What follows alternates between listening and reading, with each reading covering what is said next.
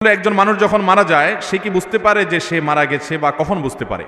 ভাইরা আমার, মানুষের মৃত্যুর ঠিক শেষ মুহূর্তে যখন তিনি মৃত্যুবরণ করেন নাই, আল্লাহ তাআলার পক্ষ থেকে নিযুক্ত ফেরেশতারা হাজির হয়ে যান। নবী আলাইহিস সালামের দীর্ঘ একটা হাদিসে তিনি এর বিবরণ দিয়েছেন।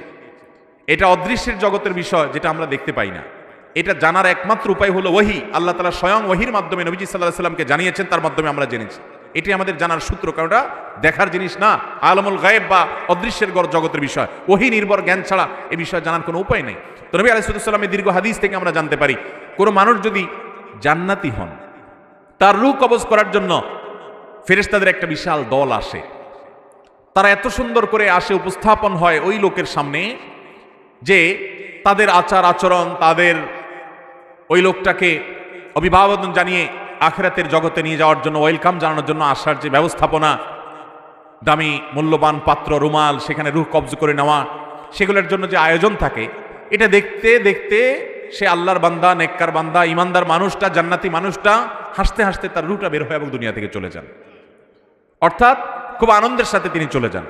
আর এর বিপরীতে যেই লোকটা জাহান্নামী, তার রূহ কবজ করার জন্য ফেরেশতাদের একটা দল আছে, কিন্তু তারা এতটা ভয়ঙ্করভাবে উপস্থাপিত হয়, এতটা তীব্র ভয়ঙ্কর রূপে তার সামনে আবির্ভূত হয়, উপস্থাপন করে নিজেদেরকে, যে সে দৃশ্য দেখে তার হাহাকার শুরু হয়। আশেপাশে মানুষগুলো টের পায় না, কিন্তু সে ঠিকই টের পায়। এই জন্য মানুষের মৃত্যুর আগ মুহূর্তে মানুষ টের পেয়ে যায়।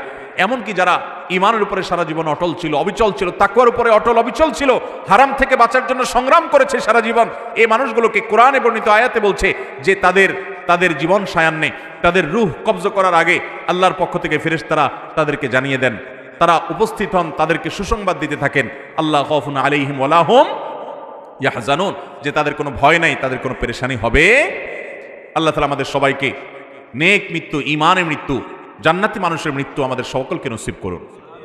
তাহলে হাদিস এবং আয়াত, বিভিন্ন আপনার জান কবজের সময়কার, পূর্বেকার ফেরেশতাদের মহড়া, প্রস্তুতি, এগুলোর বিবরণ থেকে বোঝা যায় যে আশেপাশে মানুষ টের না পেলেও যার রূহ কবজ হচ্ছে তিনি ঠিকই টের পান। ভালো মৃত্যু, ঈমানে মৃত্যুর জন্য বেশ কিছু আমল আছে ভাই, সে আমলগুলো আমরা কোনো একটা মাহফিল আলোচনা করবো ইনশাআল্লাহ।